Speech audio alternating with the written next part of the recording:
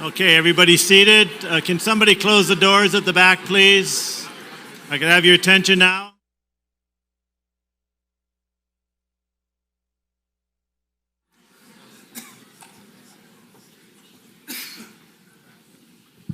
I just wanted to make it clear that you've heard Kevin take a few shots this morning. I'm not sure if you know that he's retired. Since he's retired, he just takes shots at anybody. It doesn't matter to him, so. I'm going to send him over a box of wine. That's what I'm going to do.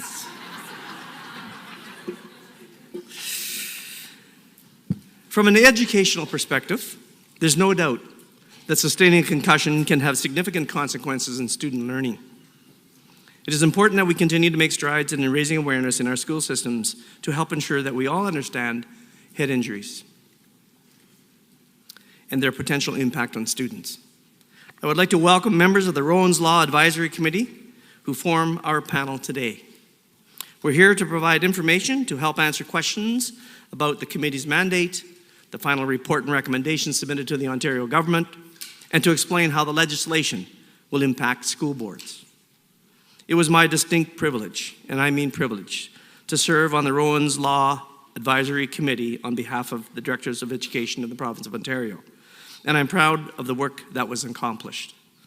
I believe the report and the recommended actions will go a long way towards protecting students who participate in school sports, physical education classes from potentially serious, long-term, harmful effects of concussion.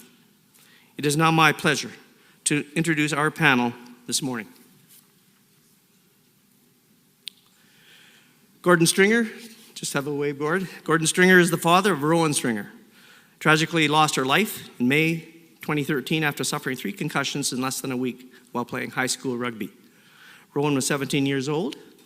After her death, Gordon and his family dedicated themselves to sharing Rowan's story and educating their children, athletes, and all involved in sport.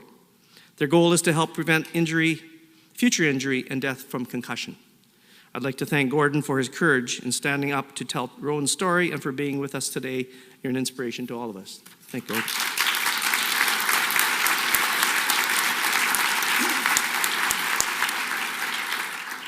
Dr. Dan Cass was appointed chair of the Rowan's Law Advisory Committee and is currently the Executive Vice President and Chief Medical Executive of Sunnybrook Health Science Centre. The Rowan's Law Advisory Committee was tasked with important and complex work, and I would like to thank Dan for his leadership as chair of that committee.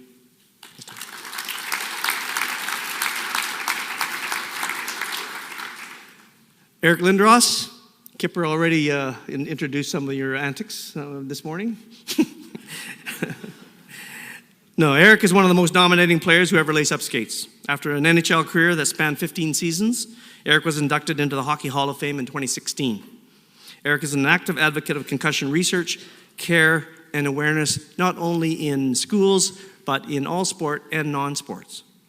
In 2007, Eric donated $5 million to the London Health Sciences Foundation, one of the largest one-time donations the foundation has ever received.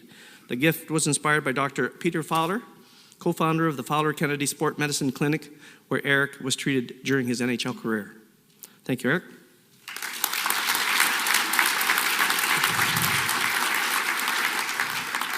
Dr. Charles Tator is not with us this morning. He had a issue at home that he has to stay for, but he's presented at every other conference that we had, and we thank Charles Tator for being on the committee and being part of these last summits.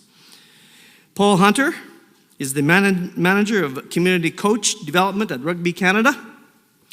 He has a Master of Science in Performance Coaching from the University of Stirling and a higher national diploma in sport coaching and development from Edinburgh's Telford College. In May 2016, Paul attended the Ministers' Roundtable on Concussions. Thank you for being here, Paul, and filling in for us. We had a principal, Jennifer Knox, who couldn't be here for reasons, had to be in the school. So for 2 years in a row now, Paul has filled in for us. He comes off the bench when we need him, so there he is. Chris Markham is the Executive Director, CEO of the Ontario Physical Health and Education Association, OPHEA. OPHEA manages the Ontario Safety Guidelines, which represent the minimum standard for risk management practices for school boards. The guideline focuses on the attention of teachers, intramural supervisors, and coaches on safe practices across the physical activities in order to minimize the element on risk. I'd like to thank all of our panelists. Chris, thanks for being here.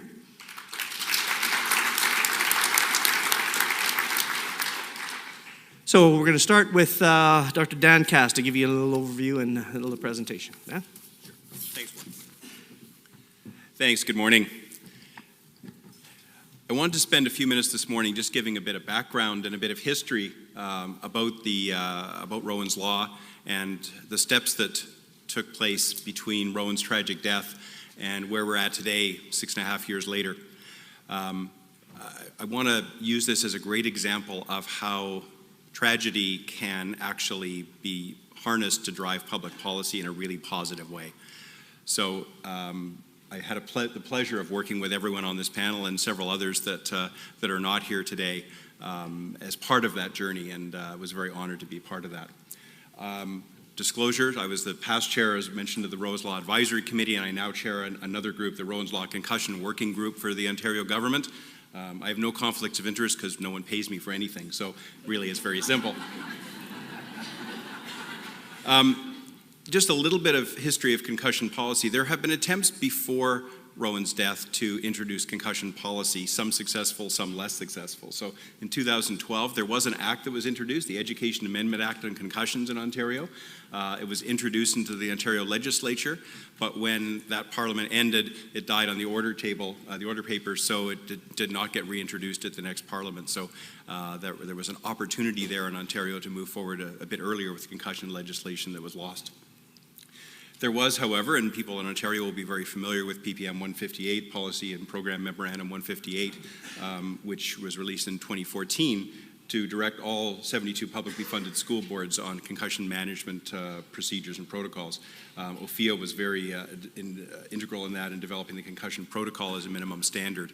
So there was in the school system some concussion framework that was put in place, but not outside the school system. So in every other area of amateur sport in Ontario, there was really nothing guiding the management and identification and treatment of patients with concussion.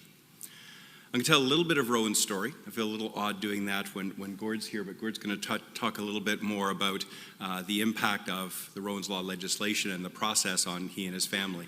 But as been mentioned, Rowan was 17. She was the captain of her high school rugby team. And in May of 2013, she was in a game or a practice and had an injury, which in retrospect was a concussion. Wasn't recognized. She did have symptoms. She played again a few days later and had another injury, again unrecognized, certainly by coaches and others.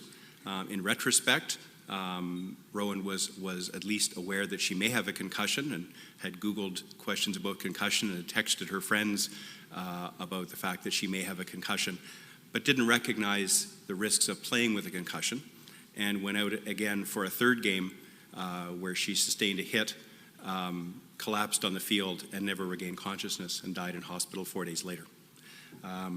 She died of a less common but certainly identified syndrome called second impact syndrome, when the brain has had an injury, has not fully recovered from that injury, and sustains another hit, and there's massive swelling of the brain, which is not reparable. So I'm going to talk about 10 steps that led from that moment to where we're at today. And the first one was a really selfless decision on the part of Gord and Kathleen Stringer. Well, actually, I'm going to say it's two selfless decisions. The first was they recognized how much Rowan liked to help others and made a decision to donate her organs. And there are a number of people whose lives were impacted by that.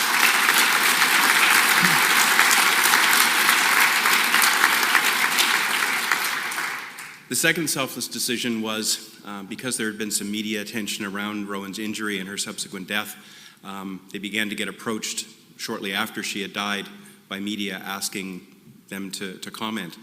And Gord has shared with me that he and Kathleen had a very difficult decision, and to say, you know, we're grieving, this is a really difficult time for us. So do we just pull back from this, or do we do something so that someone might benefit from the terrible tragedy that we've been through? And they elected to do the latter, and they spoke up.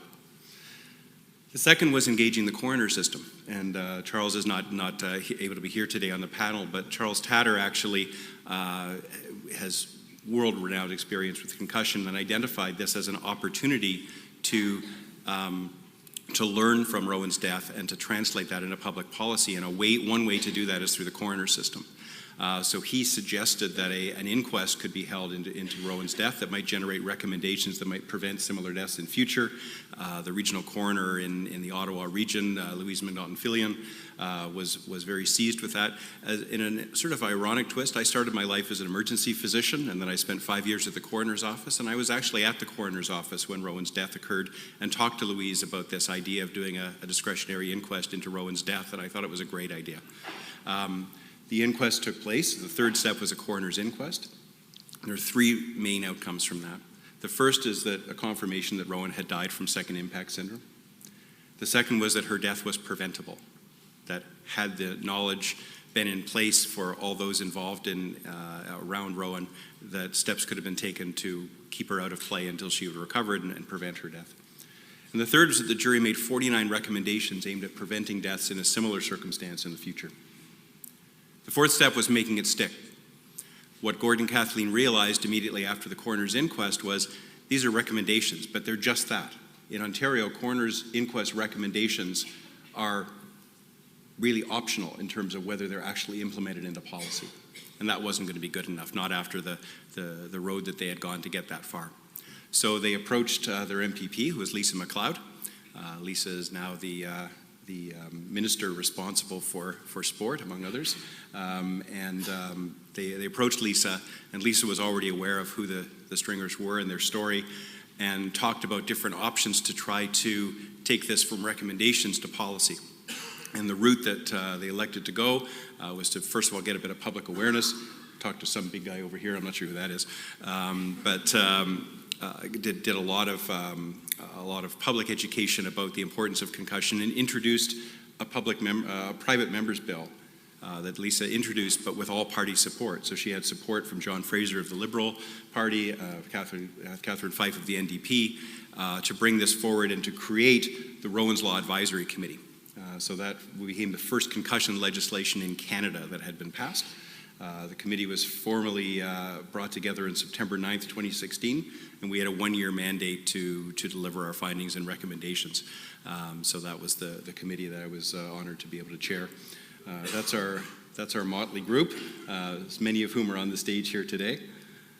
The important thing was that there was representation from a number of sectors. So education was critical in this, the sports community, health, prevention, and family. The mandate really was to review those 49 recommendations from the inquest jury, to review other legislation and best practices from other places, and provide advice on how best to implement those jury recommendations and any other recommendations that we felt were relevant. And to, within 1 year, to provide that report back.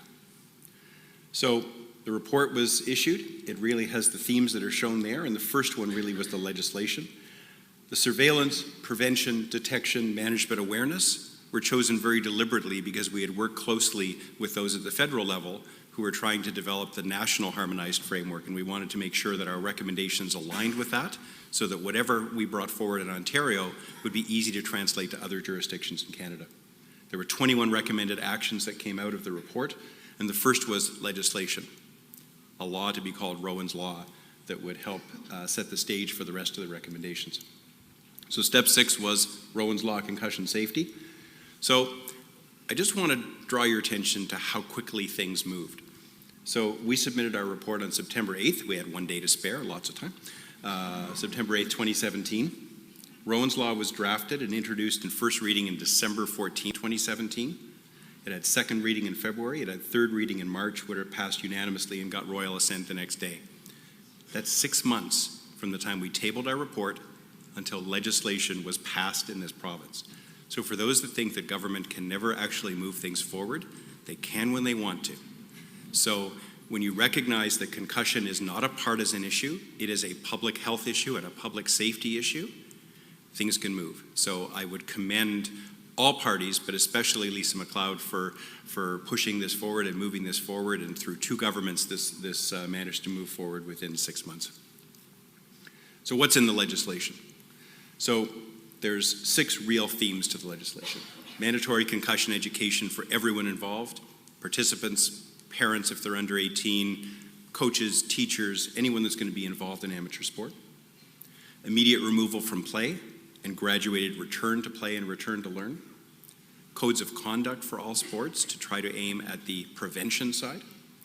An annual Rowan's Law Day to ensure that there's continued sustained public awareness on the 4th Wednesday in September. And an annual public progress report. So when the legislation was passed in 2017 in March, the only thing that was actually in force was Rowan's Law Day. So the first Rowan's Law Day was September a year ago, September 2018. And there were a number of activities. So Gord and Kathleen and Lisa MacLeod had an event. This is actually this year's Rowan's Law Day, Rowan's Pitch. Eric and I did some speaking at a public high school in Toronto. We hosted a symposium at Sunnybrook in Toronto. We managed to get the CN Tower lit up purple. There's a good story behind that. I'll tell you after if we have time during the question and answer. So the next step was ongoing advice on implementation. So the Rowan's Law Advisory Committee, the legislation that set up our committee, really was time limited. So it was deliver the report and then the legislation ends and the committee winds down. So one of our recommendations had been, we're not done. We've given advice to government on how we might implement these recommendations, but until they're done, our work isn't over. So the government was responsive to that and created the Rowan's Law Concussion Working Group, of which all of us are now members. And I'm once again chairing, because apparently they're going to make me do this till I get it right. It's advisory to government on creating regulations to go with the legislation, on the implementation of the remaining recommended actions. So step 9 was the regulations. So, as I said, the only part of the act that was in power at the time that the legislation was passed was creating Rowan's Law Day. So, on July 1st, 2019, so this July, the mandatory concussion education for all involved came into effect, and many of you in the room are very well familiar with that. The codes of conduct for each of the sport organizations was in fact, and the Rowan's Law Day continued, obviously. What's interesting is the next phase, which will be, and the public report, the first public report from government in terms of progress on this was introduced publicly on Rowan's Law Day this year, 2019. The next stage is going to be July 1st, 2020, where the immediate removal from play and the graduated return to play and learn will come into effect. So that's the next major milestone that will move forward. There are other recommendations though. So step 10 will be all of the remaining recommendations. A sustained public awareness campaign, the use of a consistent Rowan's Law brand on the government website and on all materials. We want to really make this a galvanizing brand that people will recognize immediately that this means concussion awareness and prevention. Concussion awareness education in all levels of schools. Data collection. We know now how many patients, how many individuals who have a concussion and seek care in the public healthcare system are diagnosed with concussion. We don't know about all the ones who don't. So we know the numerator, we don't know the denominator. We need a method of better public reporting so we understand the magnitude and if we're having an impact. We need enhanced education for healthcare professionals. I'm getting increasingly worried about that July 1st, 2020, when everyone who is in an amateur sport and has a suspected concussion is removed and needs to have a medical professional assess them before they can return. There's going to be some challenges with that. And then standards and accountability regarding the safety of playing services, which was felt to be one of the contributing factors in Rowan's death.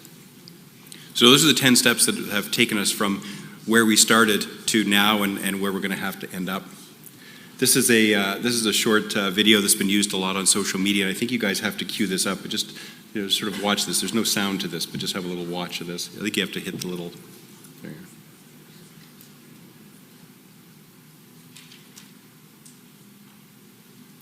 So that's been used on a lot of the social media channels, etc. There was a great video that was done as well What I realized as I was preparing for this talk is a month ago that video has no longer become available on the website. So I'm going to have a little chat with our folks at the ministry and see what we can do about that. But it was a great video. You may have seen it. It ran during the NBA playoffs. It ran during a lot of movie theaters at the Cineplex chains, and it showed a young woman playing soccer. Pretty upbeat.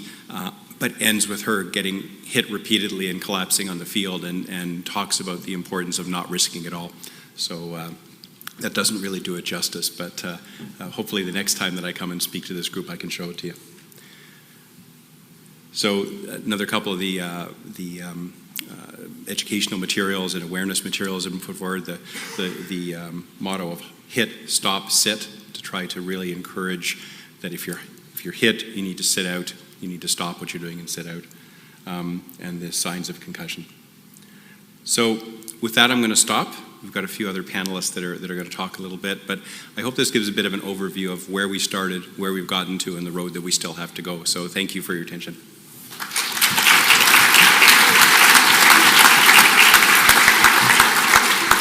Thank you very much, Dan.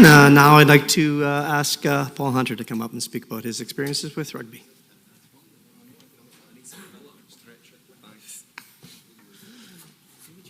Do what I want, okay. Pleasure, as always, to be here, and appreciate Warren gave me more than 24 hours notice this year. Pleasure, thank you. So I think this morning there was some great talks and some good discussions, and what I would encourage is to continue those discussions. Something that's really fruitful for us as a working group is to kind of get feedback and find out more information about what the implementation's been looking like, and how's the taste in the parents, how do the players feel about it, how do the referees. So I would encourage as many questions as possible, because it's a learning environment for us as well. I'll share a little bit about maybe my role, or maybe what I hopefully brought to the advisory committee, and where I kind of come to from the working group as well. So primarily looking at the community game, so community sport is where I kind of live and breathe most of my life. So it was important when we were making decisions around what our recommendation should be, that we put the participant at the centre of those decisions, or when we were having discussions, what impact does it have on the participant? We all know the benefits of sport. The risks of sport are most certainly real, but the benefits far outweigh the risks of the sport. One of the areas that we did discuss, or we kind of became very aware of quickly, was it wasn't just about looking at the coach or looking at the player individually, but recognising that we all had a responsibility to create the safest environment possible for people to participate in sport. So it's very easy to go down that rabbit hole and think we just need to educate the coach, we just need to make sure the coach has got the tool. But realising what we learned from Rowan's passing is that the player and the participant has an important role in terms of education as well. The referee or the official in the sport has an important part to play in that. The parent has an important part. So it was really obvious from the start that we had to look a lot broader than just at the player or just at the coach. So we had quite a few discussions around those areas. We looked at what the tools were available for those different audience groups, realising what the gaps were for some of those audience groups. So if many of us have heard, for example, the SCAT recognition tool, we know that's a very good tool. It's a reputable tool. It's an international recognised tool. So there wasn't a lot of reinventing the wheel when we're looking for tools, but it's also identifying where some of the gaps were in terms of tools for those different audience groups. Education was a huge part of our discussion from a sports perspective, looking at the community sport and educating those different audience groups. So you'll see from the recommendation, it wasn't just about educating the coach and making sure that the coach had done a level 1 coaching certification. So that was an area of discussion. Do we mandate coach education? Not sure the evidence is there to suggest that if you do a coaching certification on one day, that makes you a safe and effective coach.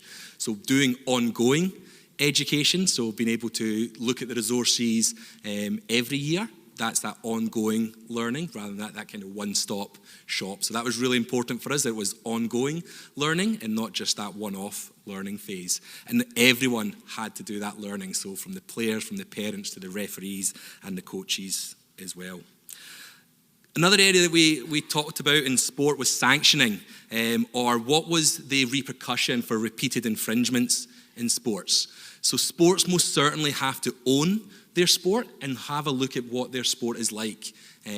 Kids are changing. They're getting bigger, they're getting fitter, they're getting faster. For contact sports, those hits are most certainly getting harder. So we've got to look at the illegal hits that happen within the contact sports, and what are the sanctions? What are the sanctions if somebody does something 2 or 3 times that's dangerous? What are sports doing to remove that person? Are we putting people into sports that are competent to play in those sports, or are they trying and they're probably out of their depth? So we had some discussions about what are sports doing, the potential role of the referee in sanctioning those repeated hits in a game. We know from Rowan's, the learning from Rowan's, is that there was dangerous tackles in the game. The person maybe shouldn't have been involved in that sport, or the person could have been removed from that sport sooner. So it just shows the importance of other roles within that sport. We also talked a little bit about that code of conduct, and we felt really strongly, and you see that from the recommendation, that we wanted a pledge to happen. Not just a case of just reading something and parking it somewhere, but you'll see on registration that you have to acknowledge, you have to visit, you have to sign to say, yes, I am going to commit as a coach to make sure that the environment's as safe as possible for the participant. As a player, I'm going to commit to remove myself should I identify signs and symptoms. As a parent, I'm not going to let my kid play dangerously, or if they're in harm, I'm going to make sure that they seek the appropriate medical help. So that code of conduct was really important for us to make that pledge to say, yes, I'm committed to making that safe environment. The other piece was the remove from sport and the return to sport. We had some discussion around, and that harmonised approach to make sure it's the same across all the sports. That's definitely something we felt as feedback, that there's a lot of confusion about lots of different resources out there, and we talked a lot about having that one resource that says, if you're in sport, this is what happens if you recognise and remove. You remove the person and seek the appropriate medical advice, and then they do not return to play until they've been medically assessed, medically cleared, and they've went through their gradual return to play process. So we had a little bit of discussion around there. One of the areas that has been quite a hot topic that we discussed, it wasn't so much a recommendation, but it was a statement that we did make, was around widespread baseline testing. Definitely within the group, we had people as parents, we had people that were working for organisations that were involved in that kind of testing. It most certainly is quite a hot topic of conversation. We felt as a group that at the current moment in time, the research and evidence just wasn't there to support widespread baseline testing, but we know that it is happening, so we just felt it was important to put that point within the document. What I would leave you with, or maybe my kind of final comments from a sports perspective, is the prevention piece is really important for a sport. That's the piece that I feel that a sport can own. We most certainly can all work together to raise awareness around concussion with the Hit Stop campaign. We most certainly can manage concussion together, but sports really have to look at themselves and realise that the games are changing, the sports are changing, so we shouldn't be trying to do new things with old ways. So as sports leaders, we have to change the way that our sports have. And we had some really good questions earlier about changing rules in games and changing laws. We know that if we change rules and laws within games, we can reduce the likelihood of a brain injury. Hockey's done some great work by removing body checking earlier, and then we've seen a significant drop in the number of concussion-related injuries. We're starting to see changes in soccer, we're starting to see changes within rugby as well. That's what sports have to own. That's the pressure that we need to put on sports to make sure that they ask themselves difficult questions and change what their sport looks like. It can't look the same as what it looked 10, 15 years ago. If it's preventable, then we've got to prevent it. The best cure for a brain injury is not to have a brain injury. So if we can understand why brain injuries are happening within our sports and put preventive measures in, which might be coaching, it might be the laws of the game, it might be the official, but we have to look within our sports and make those changes. The last comment I would say is nothing in sport is more important than life and welfare. And I think that was very evident from what we heard from our speakers earlier this morning. There's no game that's more important than somebody's welfare and their life. So that was some of the discussions that we had just around the sports piece for the advisory committee. And I'll leave it there. And all ready for the next one.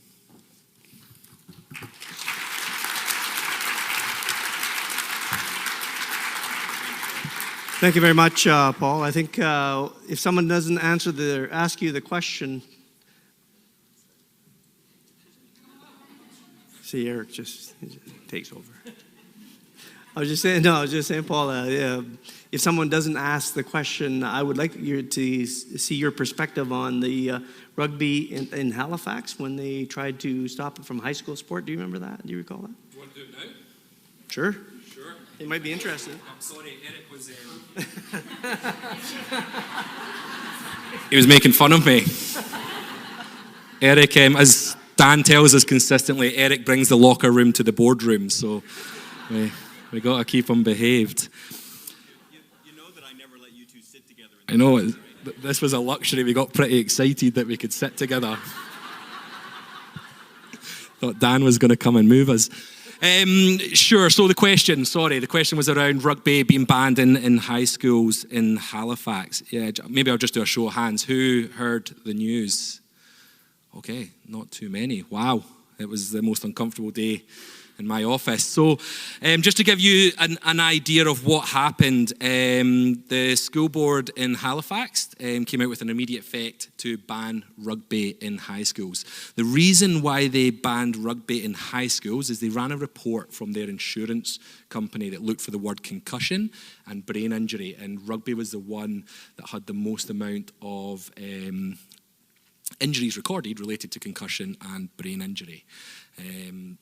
That kind of raised a couple of concerns for us. We feel that in rugby we're quite proactive and we want to talk about concussion-related injuries. So we are encouraging people to talk about concussions. We're encouraging players to remove themselves. We're encouraging people to report those injuries. So we most certainly would see a significant rise in those injuries. We really questioned the data. And when we drilled down to it, we knew the data wasn't reputable, which was acknowledged. Because when we compared ourselves to other sports, which we don't like doing, we most certainly were a lot higher or significantly higher than some of the other sports. And the data that they produced didn't equate to other published peer-reviewed data as well. So the concern was that there was a knee-jerk reaction based on inaccurate data. Since that has happened, rugby has been reinstated into the high schools, and the Education Minister has formed a working group, which Rugby Canada was on. What was quite obvious from it was the media response that came from it as well, the passion from the kids that drove it. The kids petitioned for the sport to come back, so there wasn't any consultation with them. It was the case of removing kids. In Halifax, in Nova Scotia, we have the highest participation of females to male ratio, so we have more females playing the game than we do males, which was a concern for us that primarily this was a single sport. Rugby is known as a little bit like the misfits sport. It's the game for all shapes and sizes. So a lot of our participants weren't primarily playing other sports. This was their sport. It was bigger than a sport to them. It was a culture for them. It was a family for them. And then they felt that had been removed. Since that has happened, the working group has met 3 times to look at making some recommendations, and we're looking at implementing some of the Rowan's Law recommendations into that working group. But the concern was not consulting with each other, not collaborating with each other and working together and just making that knee-jerk reaction. The challenge is we've got to gather the facts and the evidence and then make informed decisions. We don't want to take sport away from kids. The fear if you do that, kids will hide their injuries. So there was a concern that people were talking about their injuries, and then we were making a knee-jerk reaction to cancelling the sport. but that didn't make any sense if we were going to talk about it. So if we're going to talk about it, then we have to put our preventative measures in. Is that good? Perfect. Do you want to translate?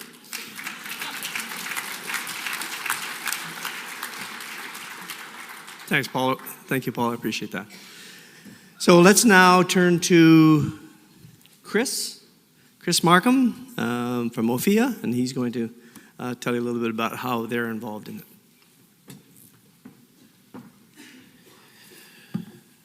Great. Thanks very much. Listen, I'm going to try something, and you're going to help me with this, and I cannot lose control of the room. So, a lot of what we do with respect to the work that we do here in Ontario has to do with healthy, active living in general. We do a lot of work around safety and concussions, but I'm going to ask everyone to stand. I cannot lose control of the room, so stand and listen. So, I'm going to ask you if you respond to in the affirmative to a question I'm going to ask, remain standing. If it does not apply to you, please have a seat, and we're going to go through a couple of series of questions that's going to help me better understand who's in the room. So, if you are an educator within the classroom, can you remain standing?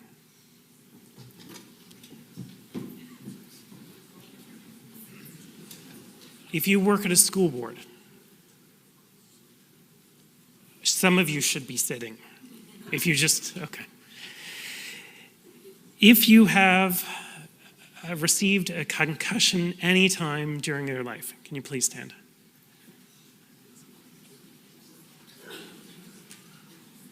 If you coach, can you please stand?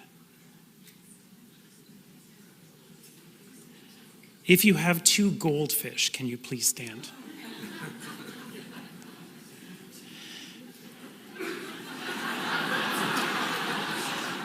That is so very specific. If you've heard of OPHEA, can you please stand?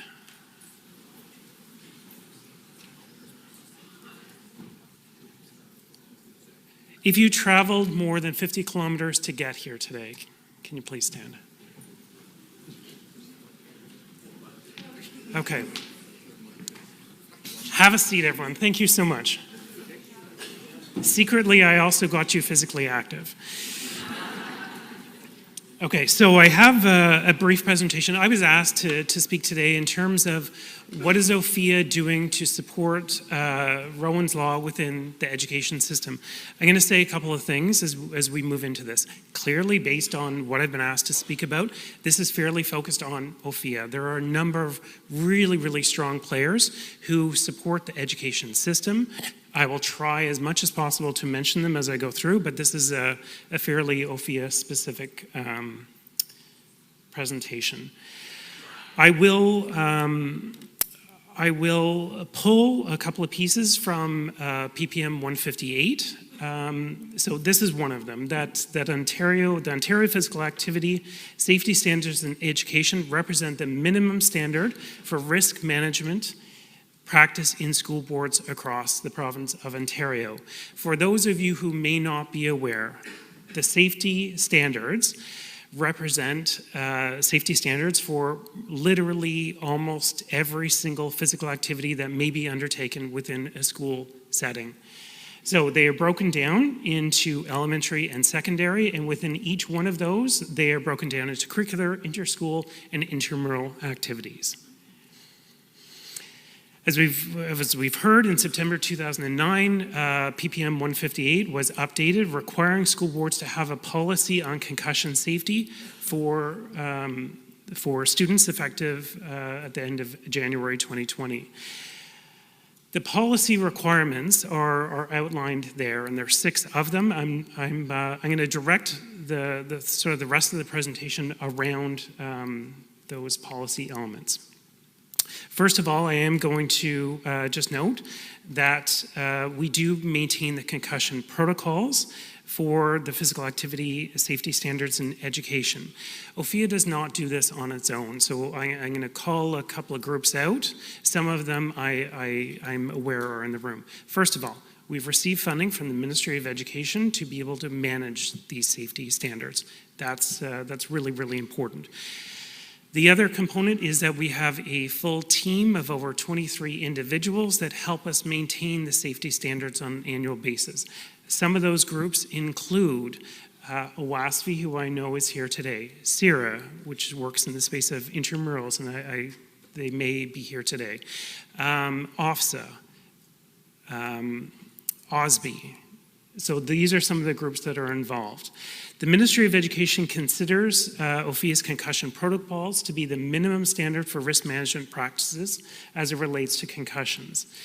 They also advise school boards when they are developing their concussion protocols and processes that they should be looking at the OPHEA standards. So I'm going to bring you to the first component, and that's concussion awareness strategies. Here's what I'm going to do as well, Warren, if we can. These slides include some links to it. I'm not going to open up any of the links, but if they can be circulated, then there are some links. So first of all, I'm going to note that the government has some really amazing concussion awareness resources that are available on their website. Some of those have been developed by Parachute, and they're great, and they're available on the website. School boards are expected to reference these things. One of my larger issues is around consistency in terms of where the kids are going from setting to setting across the school day. The intent of these resources is to ensure consistencies. There is also a component within the concussion awareness PPM around students learning about concussions within the protocol. If I was again to recognize work that the Government of Ontario has done with the update to the health and physical education curriculum, concussions and concussion learning about concussions is now strongly embedded within that curriculum, which is great.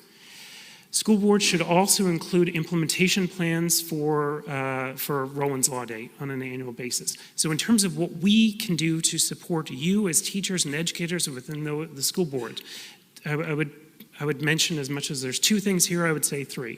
One is that we are working with the Ministry of Education around student-facing concussion e-learning modules, elementary and secondary. Those will be ready September 2020. We also provide the Rowan's Law Day School Toolkit, which is used across the province of Ontario. The third thing, which isn't here, which I should note, is that we have lesson plans that are available to schools and school boards across the province of Ontario that highlight concussion. Second element of the PPM talks about concussion awareness training. So school boards must have strategies for annual concussion training relevant to school staff. So what I would highlight here in terms of what OPHEA offers in that regard is a concussion e-learning module that has been updated based on Rowan's Law. So that is available for schools and school boards to review. Third area around concussion prevention strategies. So school boards must include strategies for preventing and minimizing the risk of sustaining concussions at school. So we have more recently worked with the Ministry of Education and our safety committee and partners to develop concussion codes of conduct, and those include things like for coaches and trainers, students, and parents and guardians, and those are all available on the safety website. The fourth area is around identification of a suspected concussion. So school boards, again, should be referring to the OPHEA concussion protocol when developing the process for identification of a suspected concussion. So again, what supports are OPHEA offering? There's a sample tool to identify a suspected concussion, including a red flag procedure. And there's also a sample medical concussion assessment form. And again, all of these are hyperlinked if people want to review them later. There's a return to school plan. So school boards must include a return to school plan. With respect to this, OPHEA offers a few different things. We offer a sample home concussion management form, a sample school concussion management form, and a sample medical concussion clearance form. If I can go back, the sixth area of the PPM deals with tracking. What I'll say is, generally speaking, OPHEA doesn't operate in this area. It's really important. We don't have anything there. So as we get down to the last minute or so, I'm gonna sort of leave with this, which is something that you can probably not see really well. So we have a booth out, and we have this form if you want to go pick it up and have a closer look at it. There is a process that I really want to make sure that you're aware of, and there's a process for us to be able to update the safety standards on an annual basis. Again, I cannot speak to the level of quality and partnership that goes into this process. We have a number of really, really smart individuals. We also have a number of really smart organizations that help us work to develop the safety standards. Concussion protocols, concussion management, it's a component of the whole safety element. So there is a process by which we look at that on an annual basis. We refer to current legislation. We look at what's happening across Ontario, the questions that we may be getting from educators across the province of Ontario, and then we have really rigorous year-long debate and discussion and dialogue around how the safety standards are evolving. That's it. I did it. Okay.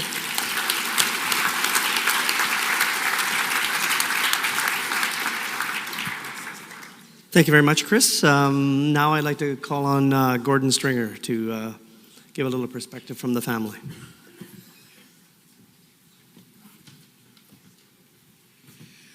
Good morning, everyone. I want to thank Warren. I want to thank Warren and the organizers for inviting me here again this year. I really appreciate the opportunity. Warren asked me to say a few words from our family's perspective. The first thing I want to acknowledge is the number of education workers here, the number of people in the healthcare field. I know from earlier indications that's probably a vast majority of this crowd. For Kathleen and myself and my daughter Cassie, the education piece was always the most important piece for us. We learned through, as Dan indicated, the inquest process that there were, you look back with 2020 vision on things, there were so many times during those 6 days in May of 2013 where had somebody had better education, more knowledge, a better eye for things to look for, to see, to recognize, interventions could have been made. Over the last 2 Rowan's Law days, we've seen the response, particularly from the education system, but also from the medical system. Showing our kids what to look for, indicating to them what to keep an eye out for in their teammates when they're playing sports. Concussion is a brain injury. We've heard some references today around athletes pulling themselves out.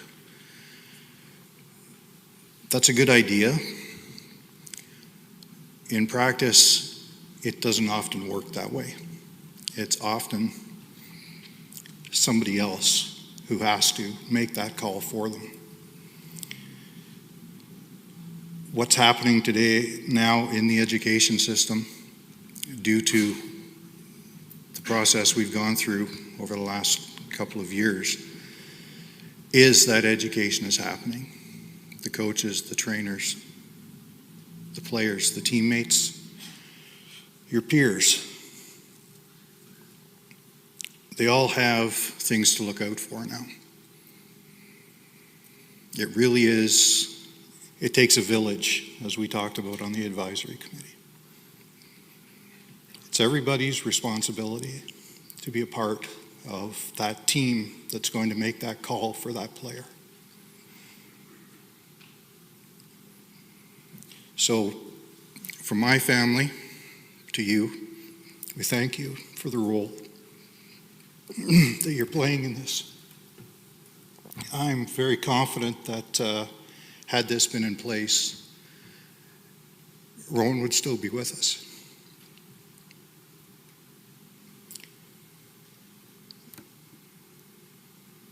To those of you who are here from the government, I also want to acknowledge my thanks to the work that the Government of Ontario has been doing on this.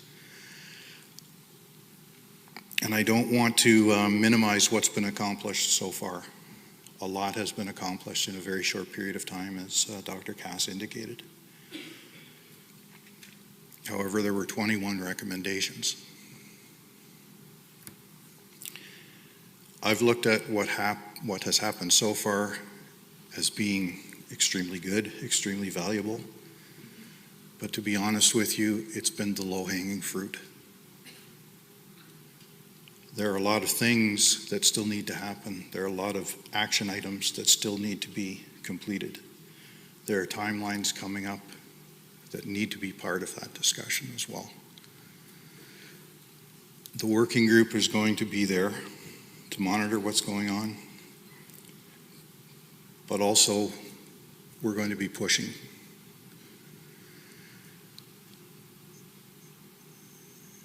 The 21 items are not a menu. They work together, and they all need to be addressed, and they all need to be addressed in a timely and complete fashion. So I'm looking forward to seeing those come to an end and have all of the report recommendations in place in Ontario. And now that I'm an expat Ontarian and living in Prince Edward Island, I'm pushing for the same thing there. So I'm hoping that Ontario is still going to be the leader. They're still going to show the gold standard in Canada, and other provinces and territories are going to follow suit. Thank you very much.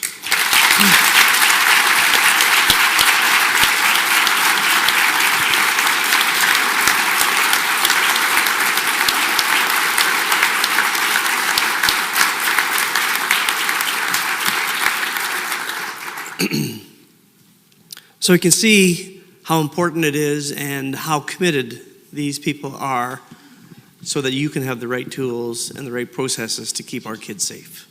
This is, they give up their time. They give up their time and their knowledge and their background and their support just to keep our kids safe in Ontario. And we're going to do everything that we can, and we'll continue to move forward. We've gone a long way. I think Gore's right. I can see it in schools, obviously, in the last few years, how much has been implemented, but we are going to continue. January 2020, you know what boards have to do, and one of the things that I think Chris has alluded to also is tracking and the data that Paul talked about. You know, making sure that we have the right data so that we can make the right decisions on how we move this forward. But it's such an important issue to keep our kids safe in sport and not in sport, just in school. So this is the time that we have an open mic, or you can ask questions of the panel. Eric and I are here to answer any of the questions. The rest are just going to rest. We will be answering the questions now. But if you have any questions for anyone on the panel, please just ask, and we'd like to enter into a dialogue of some sort.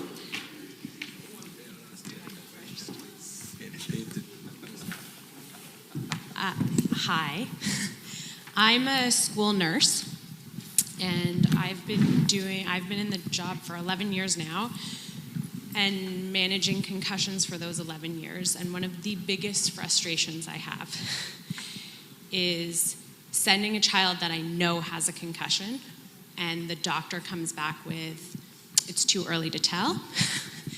I use the OPHEA form, which I love, but again, the number of doctors who've come back saying, where's the maybe box? So my first question is, what are we going to do to train those physicians so that when we recognize it in the school system and we send a child for clearance or for a diagnosis, we're not that coming up to a note that says they're clear and you know they're not clear, or a note that's very vague. And if we do get those notes, how do we proceed knowing that that child is in fact concussed? Because that is the biggest challenge I face in a school, and I'm a nurse. All these public schools don't have a nurse who's there leading the charge on concussions. So those are my two questions. guess that one's over to me. This is where Charles was supposed to be here. So I'll make a couple of comments, because you're absolutely right, and I alluded to that in my comments, that I'm getting increasingly anxious about July 1st. So one of the areas, a number of the recommendations that we had centered around education and creating capacity in the current medical system for the assessment and management of athletes with concussion, anyone with concussion, but our focus was on amateur sport. So I will tell you, I was an emergency physician for 16 years. Now granted, I stopped 10 years ago. Things have gotten marginally better since then. But I'll tell you, in retrospect, I didn't know how to assess for or manage a concussion. Not at all. No more than would be more common sense. Was there ever a time that I can remember in my practice that I would assess someone, say they had a concussion, and do more than hand them the head injury sheet saying, wake them up every couple hours? Did I ever talk about graduated return to activity with symptom-based? No. Some of that wasn't as well established as it is now, granted, but I'm not sure how much has progressed in terms of the knowledge out there in primary care and emergency physicians and neurologists and pediatricians. I think the penetration of the knowledge of the science behind how to diagnose and how to manage and stepwise return people to activity for concussion, I don't think the penetration in the medical community is where it needs to be. And we have a very short runway to get us there. So, part of the discussion we were having today about our working group is I think we need to turn the heat up a little bit on that, and I think government needs to help work with groups like the OMA, the College of Family Practice in Ontario, et cetera, to really spend these next 6 months that we've got to push out. There are great materials out there. Parachute has done great materials. OPHEA's got great materials. There's all kinds of tools out there. People need to be aware this is coming. They need to be aware what the tools are and how to use them. And quite honestly, one of the recommendations we've made, which I know is a huge sticking point in a time when government and doctors are not exactly holding hands a lot, is we recommended that there be changes to the OPHEA fee schedule so that if we're expecting physicians in a busy practice to spend the time to do a proper assessment, the time to document that assessment, the time to educate patients and families about return to play and return to learn, we've got to actually give them the time to do that. We've got to compensate them more than for a 2-minute sprained ankle appointment. So, we have to put the right supports in place, not only the education, but we have to support them in being able to carve out that time and make that available. It is an area, I share your concern. I think we can get there, and I think this is the perfect time to get there because there's actually a burning platform. Because as of July 1, people are going to start showing up in your offices and people are going to start showing up in your emergency departments if we don't have this figured out. Question for you. Just further to what Paul was talking about with regards to baseline testing, we're seeing an increase in our own city. We're from Brantford, that independent physio clinics, chiro clinics are pushing it on individual schools and maybe even our school board to do baseline testing with various sport teams. And as a leader in our athletics department, we don't know what we should be doing. If we should be saying yes to that or we don't know what we should be doing. So we're seeing it at a rugby club too, where they're coming in and they're baseline testing all of our athletes, and then these physio clinics become the only means to then have treatment. And a lot of our students are going broke with post-concussion therapy and coming back seemingly not even any better. So we don't know how to counsel our athletes or our parents on what the best help is to foster that. I think the research shows that kids' brains are changing so quickly that once you take a test within weeks, a month, they're irrelevant. Their brains are constantly evolving. So doing it, we've all agreed that it's more of a money grab, to be honest with you. It's not applicable in most situations unless something happened the following day or within that week. There's a lot of people are pushing for that, but it's not something that we looked at and said is a good thing. The last Berlin consensus statement that came out on concussions in sport also couldn't come out and fully endorse baseline testing, particularly in youth, and it is for those reasons. Their brains are still in development, and actually last week, Eric and I and Paul were on another panel, and we were on there with Dr. Shannon Bauman, who runs Concussion North in Barrie, Ontario, and it's her opinion that a baseline test is good for about 72 hours in a youth. So unless something happens in like really the first week after you get a baseline test, that baseline test really is worthless. And so, you know, when you're talking about high performance athletes and those in the Olympics and those who have medical teams on hand for them constantly at their beck and call, a baseline test is maybe something that's a bit different. When you're talking about youth amateur sports, your local hockey league and whatever, the value of it is minimal to non-existent, from what I've heard.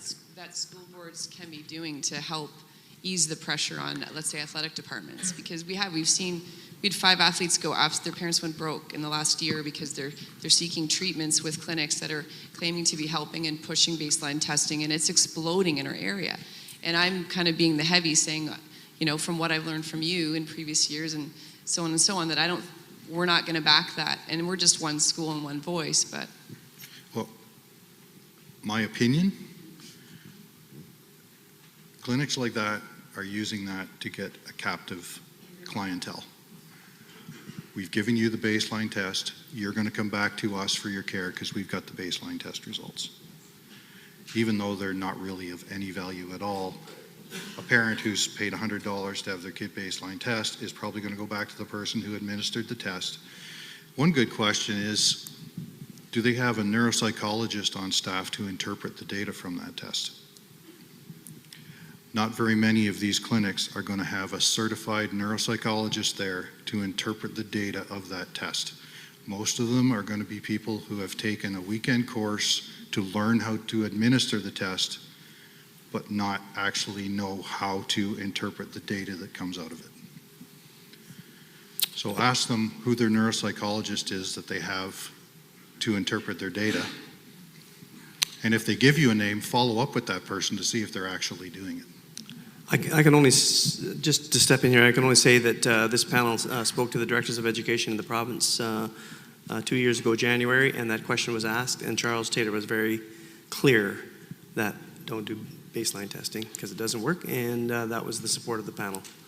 So all the directors in the province know that, whether they choose to do it, and I know the pressures that are on them, but we do not do it in our system, and we won't. Warren, sorry. Dr. Cantu? All the people that are up here, I'm just very happy to be in the room, and I thank you for your time and your efforts in this field.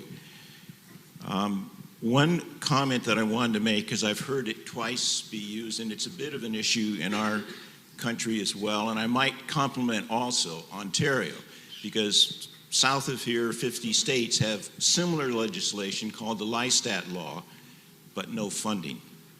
So you're a big step up, and the fact you guys are still on it and modifying and making sure it's going to happen in its complete form is just wonderful. But with regard to a minor point, twice I've heard return to play / learn.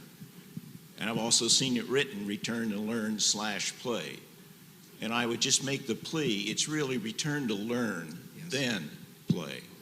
We have to be being able to perform in the classroom without issues before we're allowed back on the field.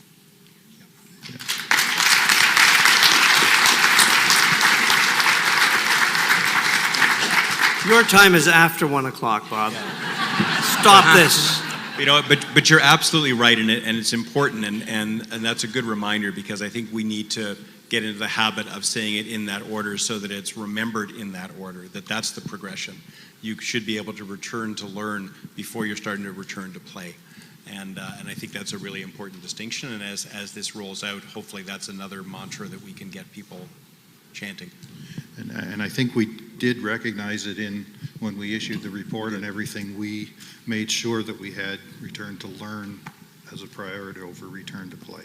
And that really is the way it should be.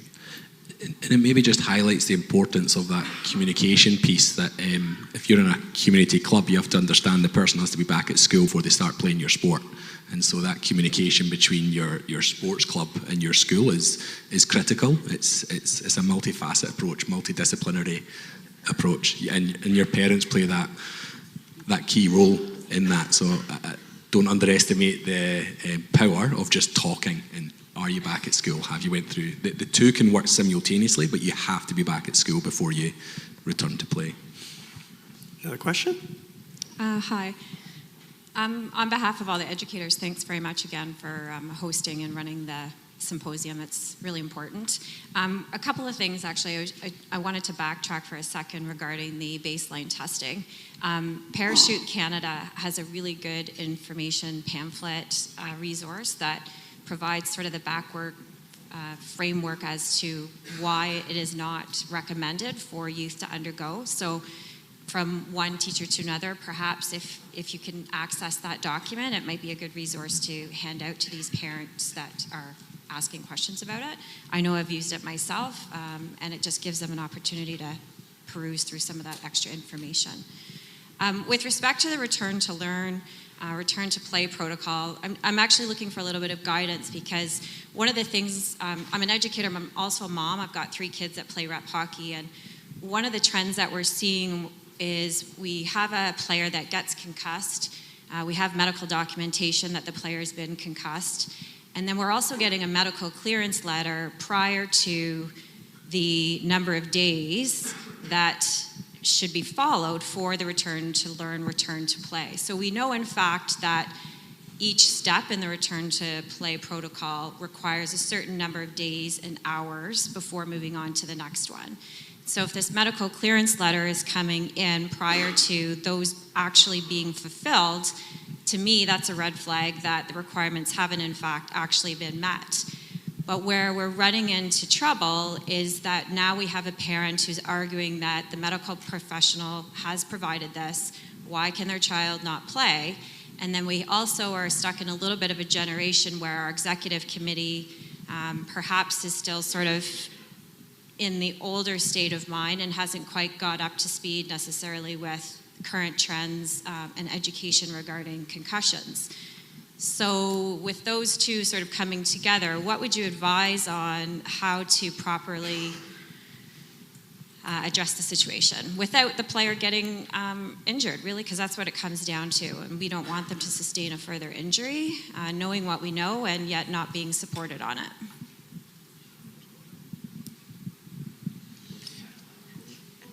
So I'll throw my 2 cents out here. And my first piece would probably be a bit of a plug for a session that OPHEA is doing later on. Joanne Walsh will be leading that, and so potentially this she'll go into greater detail on this one. If I was in your position, probably what I would do is push back on the process and the protocols. Again, those are all listed. Those things need to be followed in a stepwise fashion. So it's, to a certain degree, it's out of your control. There's a process that needs to be gone through, and there's a very clear steps. So that's probably what I would suggest. Warren, I'm sort of thinking, do you have any other advice? No, I don't. Eric, go ahead. I would go the other way. I would, and this is where we disagree sometimes and have different opinions. But if you've got a doctor that's clearing somebody, you have to respect that, do you not? If the kid that got hurt went in, saw his doctor, and was cleared, maybe he's good to go. You have to respect the doctor's opinion on that. If you don't respect the doctor's opinion, then the kid's not going to go in the first place, because he knows that it doesn't matter when he gets that letter anyway, because it's based on the school having a 1 week or 2 weeks or whatever they have in there.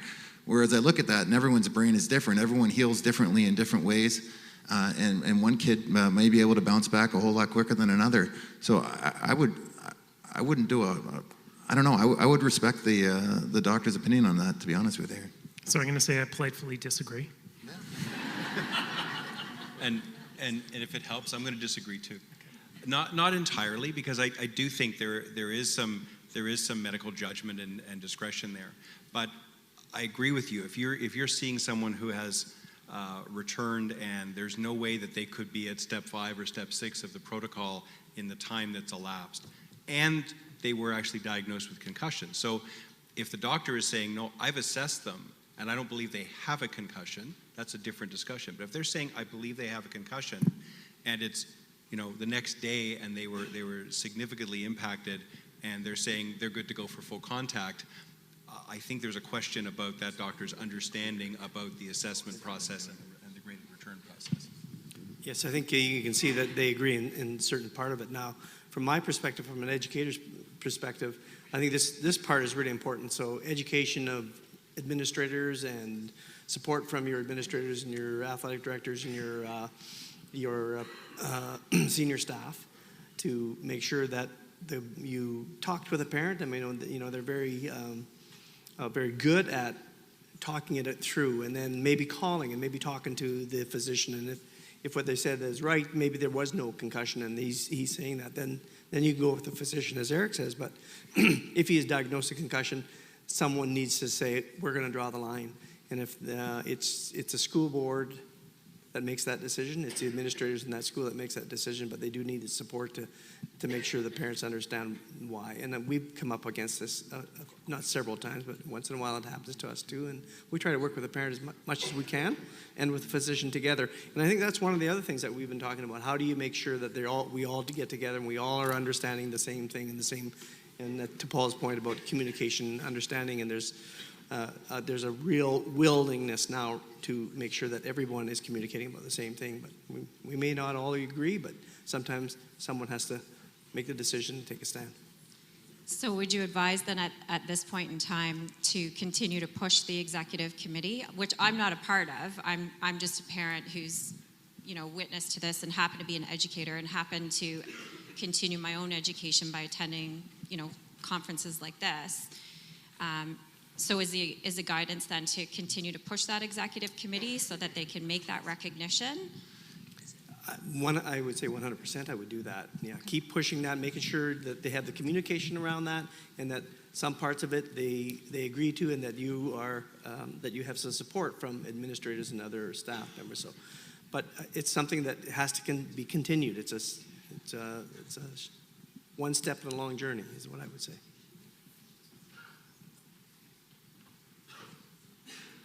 Hi, I have a question for Eric. First off, huge fan, always traded for you in NHL 98. No one ever says my that question. Where are you? I'm right here. I'm over here. So my question was, I'm a phys ed teacher. Like many of us here, we coach a lot.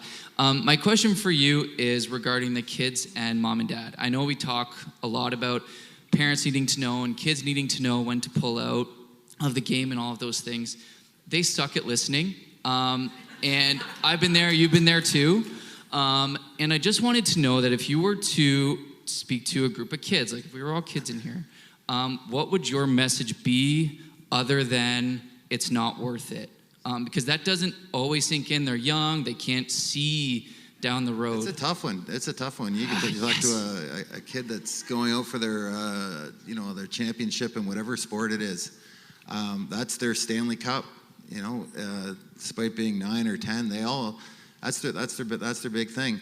What this comes down to is to touch on what Gord mentioned earlier, is we all got to be looking out for each other. And in the classroom, if you grow up in a culture, my kids are in JK and senior kindergarten, and there's a big culture there of looking out for one another, whether it be on the playground, whether it be on the doing whatever activity they're doing. It's making sure that everybody's okay so that they're healthy and we can learn together. That's the big culture push and that. And this is where Rowan's Law fits in great with this. I brought in Warren. Warren gave me a few copies of the book. I don't know if you guys get the one about the owl that Oliver's Big Bump? Yeah. Oliver's Big Bump, yeah. So the owl comes in, flies in, bangs into the barn, so on and so forth. I got through it. Oh, I loved it. But you start with that, and that's the importance of Rowan's Law Day. Is to get into that groove and get into them earlier, we decided that instead of working from the top down, and anytime that you involve money in sport, you're going to have a lot of gray area, and let's not do that. Our best bang for the buck is to go through the education system, have a Rowan's Law Day, educate our teachers, don't put all the burden on the coaches out there, don't put all the burden on the referees, share it with trainers, with parents. And when you're out there and you're watching your kid play, be looking out, yes, for your kid and your kid's teammates, but look out for the other side too. You know, this is where we all need to work together here. So much of this is common sense. So that's how I would go at it. Eric, every time I've heard Eric speak, he's always speak as a parent first. Always. Hi, Big E, big fan as well. I'm a healthcare professional. I'm a physiotherapist and an osteopath. So I heard some of the comments about clinics and, you know, whether you can trust them or not. Trust me, I personally wouldn't see or go to 90% of them. I think you got to I think as healthcare professionals, we have to be accountable to each other. I was with 20 doctors giving them a lunch and learn last week, educating them about manual physiotherapy, time, half hour, hour and a half type treatments. And I asked for a show of hands. I said, have any of you had any therapy? Have you had good therapy? And only 4 out of the 20 doctors ever had therapy, and they all are treated by me. So it's one of those things, they still think physiotherapy and therapy is ultrasound and heat, and that stuff is not proven in any research study. You have to be accountable as healthcare professionals with each other. I get clients who come into me and ask me questions about medication and vaccinations. I said, go ask your doctor and ask your pharmacist. I think the doctors have to do the same. That's not their area of expertise to do a real thorough assessment. I can spend an hour and a half with you, and I can do a very thorough assessment head to toe that people are like, my doctor doesn't even touch me. So we have to be better accountable to each other, and the parents have the parents in there. So I always, in my practice, my business partners here as well, I've treated hundreds of concussions, and you have to treat the person. Yes, you have to know your neurology, you have to know your physiology. I think that's very important, and I'm just scratching the surface, but I treat them. I don't go right to the head. You have to treat their body because you have all this afferent and sensory input affecting the brain at all times. I think that's the biggest issue. You do it with back pain all the time as well. I have a few clients in here that are teachers, and proof is in the pudding. Trust the healthcare professionals who are educating the parents. I want the parents in there. I want them to see what we're doing, and you have to empower that patient. It's your body. You have to know what to do. You have to know and it's really, I'm just a facilitator. It's really like education. My wife's a teacher. You facilitate education, then it comes down to the parents. We have to do that as healthcare professionals as well. Thank you. So, you know, I don't disagree with anything that you said. I think the key here, there's a few things that need to be in place for this to really work. We need to really educate and empower our primary care providers to be able to know what to do when these patients and their families present to them. We need to have a tiered system. You know, we know that 70 or 80% of people with concussions that are uncomplicated will resolve with appropriate time and graded return to learn and return to play. But there's a subset that are going to need more and may need it earlier on, and we need to have a process in place to do that. The second thing is, I think you're right, every component of the healthcare system needs to work within and to the full extent of their scope of practice. So there's some things that only physicians can and should do, but there's lots of things that we're not the best ones to do. And it's making sure that people are working within their scope of practice, but maximizing their scope of practice so that we have the capacity to manage this. Thank you very much. Sorry, Warren, I have one more thing to add. No, Sorry. you're finished. Can I? No. Go ahead. Just one thing I would like, this is my first time being here, guys, and I think it's amazing what you're doing. One thing I'd love to see on that panel is top-notch healthcare providers who are putting their hands on people. That would be really nice to add to what you're doing, because then you're going to get the insight of the grunt frontline workers and what we're seeing. So I'm throwing my name out there, by the way. No, yeah, I got that, Kevin. That was pretty easy, Kevin. I got that. Eric. People get into desperate situations. You know, someone gets hurt. They're not going to school. Someone has to not attend their work to take care of what was happening. And there's a ripple effect with things. And we've noticed, and we see all the time, a lot of people that are turning to treatments and facilities that are unproven. A lot of snake oil, I think, is the term that's out there, and spending a lot of money on things that are yet to be determined as being okay. I mean, I say this from the other side as well, where I would use cranial sacral therapy that hasn't been fully proven in any which way, but personally it helps me. I feel that it helps me. I walk out of there, my colors are more vibrant, I feel sharper, but there's no proof to it. So again, it gets back to a little bit of common sense of what's working. Not being committing to something long term with one particular person until you start to see some of the results. If you want to go and do a different route that way, but really because and I hate to say it, but we're behind on our research. We all want the quick fix, and really what we're left with is time. It's time, and then it's controlled workouts. It's making sure the heart rate is being within the parameters that you want. There's some other ideas that are out there and coming along, but right now our best friend is time. I'll just follow up a little bit on what Dan said. Within the recommendations, the action items from the Rowan's Law Group, we did acknowledge the fact that upgrading of education needs to happen at all of the healthcare professional levels, from physicians on down to the providers like the physiotherapists, ATs, OTs, et cetera. But we do need the system needs a change. The healthcare system, and I'm speaking to I'm sure the converted here, our healthcare system is really not, it's a mess. But we really need to have, we've got examples here in Ontario of centers of excellence that are operating now within the system, but it's within a broken system. So we need to have the system set up where your primary care physicians can recognize, I can help this person, or they need to go somewhere and they need to have somewhere to send them. These places in Ontario, they need to be supported, they need to be replicated, they need to be available on short notice. This is a whole revamp of the system in a brain injury context that really does need to happen. We're fortunate enough that we have excellent research here in Canada. We also have excellent facilities that are running.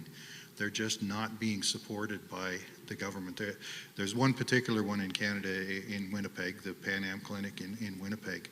It's fully government funded, and they know that they can send kids there. It's a pediatric facility. But anyone in the province can send a kid there, and they have all the interdisciplinary care that they need there. They've got the ATs, the OTs, the ocular, the vestibular, everything is all there, and they can get what they need. This is what we need in this province. We have some examples, but they need to be supported. And the system has to be set up so that the doctor can say, you go and see this physiotherapist because I can't do what needs to be done, but you need to go and see them. And they need to be a reputable physio or a reputable AT or whatever it is that they need to have done. So it's a long game.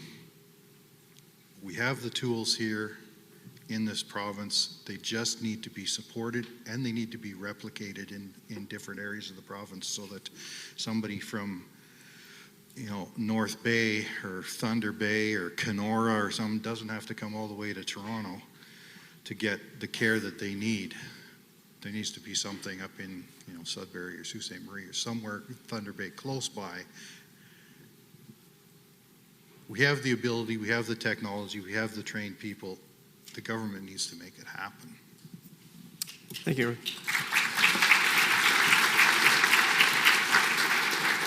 Is there somebody behind me? Is somebody behind me? I'm just going to say to the panel, if you have one thing you would like to say before we finish this off, before they go to dinner, is there anything else you would like to just comment on before?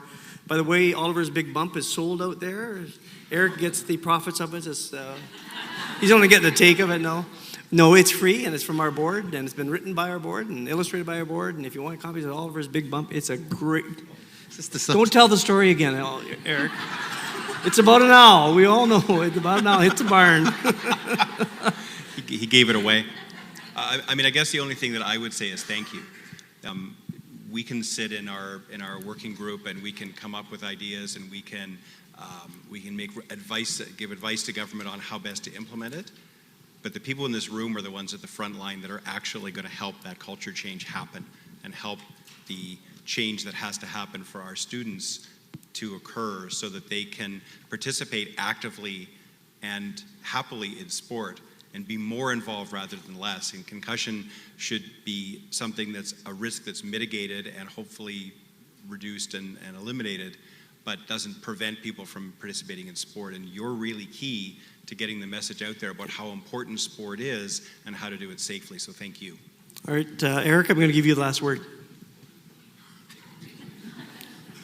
This is a living, breathing law. What we've come up with is something that we think is adaptable, province to province. We'd love to see a national strategy with this. I don't want to say we used the floor level, but we didn't shoot for the stars. We looked at this and said there should be no excuses why every province can't adapt to this, and we can all have the name Rowan's Law across country. I think we all envision that when you. For instance, when you think of an Amber Alert, everyone knows it's a missing kid. Can we take that name Amber and then we take the name Rowan? We think Rowan, we think concussion. I think everything should flow in that direction. We look at all the help that we're getting from OPHEA and Parachute. Every piece of material that comes out should have Rowan's brand on it. But listen, we've made some headway. We've still shaking a lot of trees. We've got a lot to do. But there's a chance that we made some mistakes here, but we're going to be able to continue to come back and with your voice and your opinions at the front line, be able to make those changes so that this bill and this law just gets better and better and better and covers more and more ground. Well said. Please thank the panel for me.